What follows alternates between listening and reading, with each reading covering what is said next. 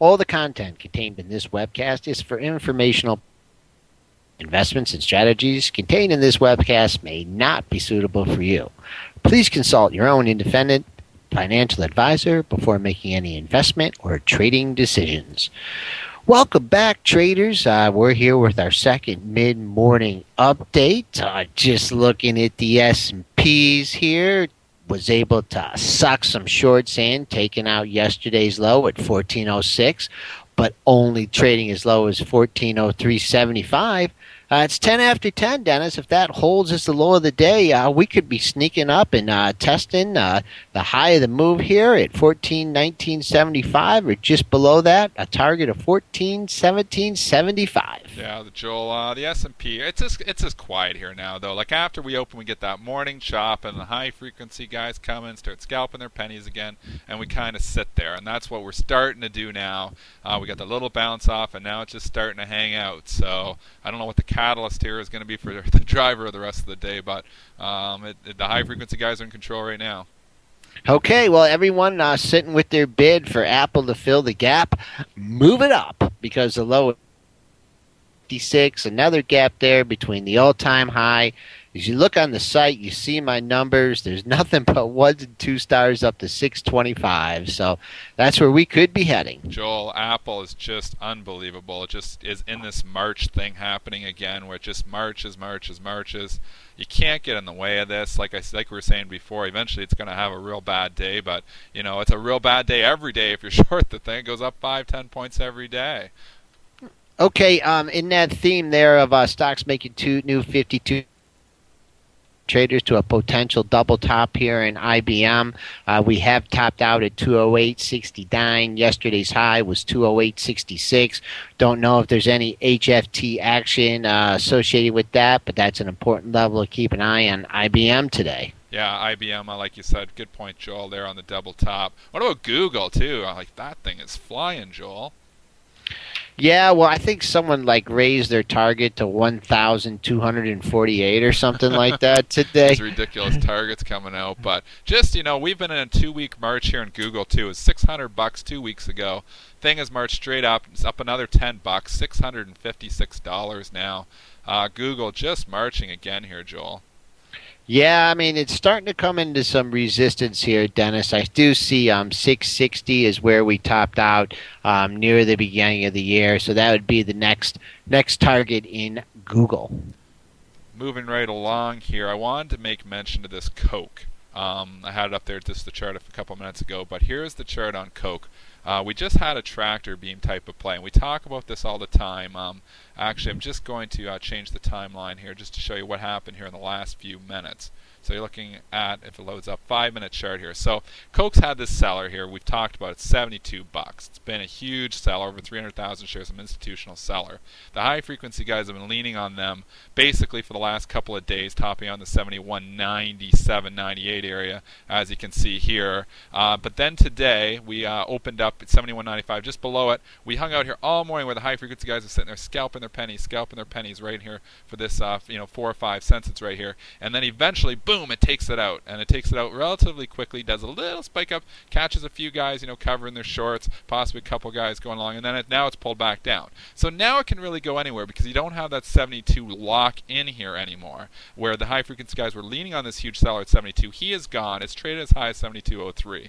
So now it could slowly start to march up, or it could possibly move down because you've got two players coming in here. People that are banking that it's going to break out here, and then other people are saying, well, that the breakout's going to be a fake out. So I always play these kind of sit back, relax, let the market decide which way it wants to go, and then maybe you start to move with the move. This thing starts to move higher from this point, starts trading 72.10, then I'd probably buy a pullback.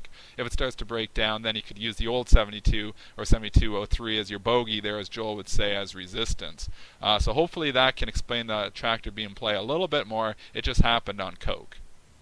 Yeah, Coca-Cola here, Dennis. I mean, we're looking at levels that were traded back in September of 2011. It did get up to this area, but if you're look besides that, I mean, if you're looking longer term, you're looking at territory hasn't seen since 1998 above that level. So, if someone's been holding on for a long time, it's a good place to play that. What I would be looking at in the short term here is, that low there, 71.90. I mean, you got to figure as long as it holds above there, it's still good to go to test the breakout. If it broke below, I would say that the party's over, and I'd be looking for the 71.60 level. But you know one thing, Dennis, Coca-Cola is not going to stay in the 13-cent range for the rest of the day. No, that's for sure. Especially now since that big institutional seller, because that's why we say the tractor being kind of locks in the price. But with that seller gone there now, it's in all likelihood going to make a move one way or another. Like, if that seller stayed, Joel, it could have stayed there all day, and the high-frequency guys would just keep scalping their nickel or their couple of cents there, leaning on that 72 guy. But they don't have anybody to lean on anymore. So now the stock is open, and the volatility I would expect to increase here, and it's going to make a move one way or another. Johnson & Johnson, I just wanted to mention too, Joel. It had a similar setup, like we were talking this morning on the show. 65.50. There's been a big institutional seller there too. It's held so far today, but it's still kind of locked into this range as these high-frequency guys keep selling in front of that at 65.48, 65.49, and they're covering the 65.40, 142, 43 area, just basically scalping their 5-6 cents. Eventually that 65.50 probably gets taken out, and then it could move either way. But right now, it's locked into this whole tractor beam play type too. What do you call that? Like when it's locked in, you call that like the Delta Force or the the Dennis Force? It's the tractor beam. I'm a Star Wars fan. Well, just I just want to emphasize that same scenario with the J&J. It's 14 cent range there, and Johnny haven't been able to get much more toward much below the close. Looks like that 65.36 is going to hold up and get a little boost here as Spoos is attempting to make new intraday highs.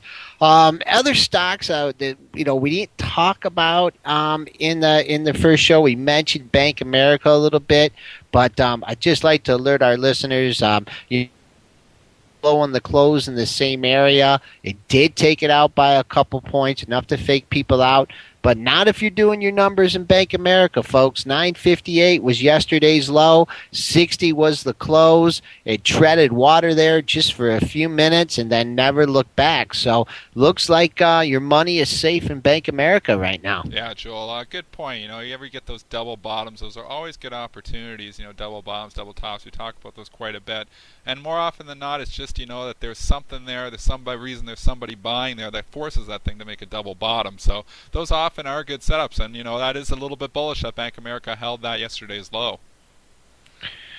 Okay, Dennis, just going back to the market movers, we had a little debate about Baskin Robbins and Myers. We're calling it Baskin Robbins. I love Joel's nicknames for stocks here, Baskin.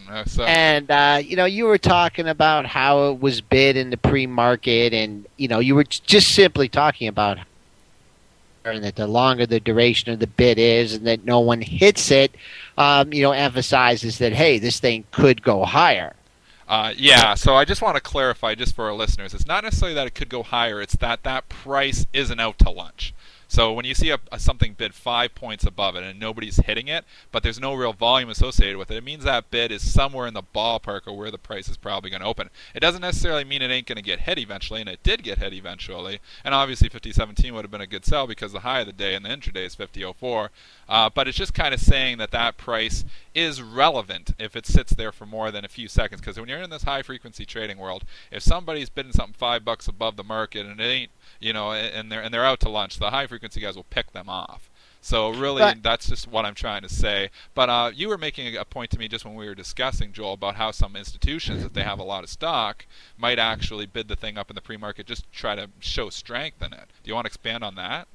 Yeah, I mean, let's say you're an institution, wherever you own 50,000 shares of it, boom, you were hoping to get out above $50, and knowing the mentality of the high frequency, throw a bid out there for 300, 400, 500 shares, doesn't hurt your cost basis, and then if anybody outbids you, boom, you whack them.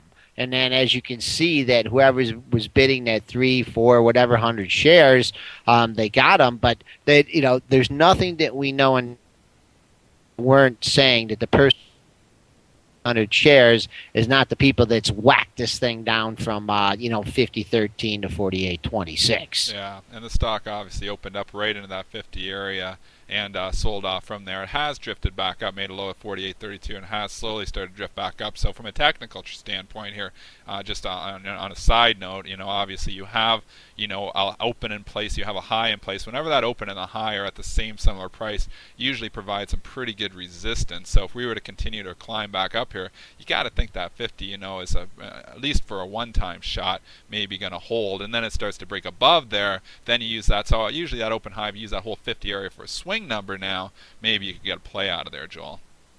Okay, well, the S&Ps are in their HFT grip here, just having a very measly 5-point range here so far in the session. That won't hold up. 1403.75 being the current low. Really no identifiable number at that level. The level below that would be 1401.25, which was Monday's intraday low. I gave you a target on the upside based on the range so far. That was 1417.75, and our target, if that 1412.25 holds from the overnight session, we have a downside target of 1398.25. That's our wrap of our mid-morning update, folks. We hope we've provided you with some good information. We really appreciate the feedback we've gotten from our hundreds of listeners, and we'll be back with you tomorrow.